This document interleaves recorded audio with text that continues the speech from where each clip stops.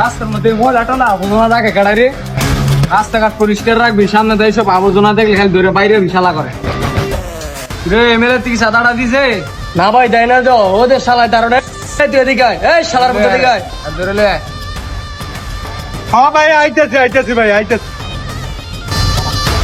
ভাই কে লেগে ডাকছেন ভাই? তোর বসে কই ভাই বসে তো কারখানায় নাই, বসে আছে বাসায়।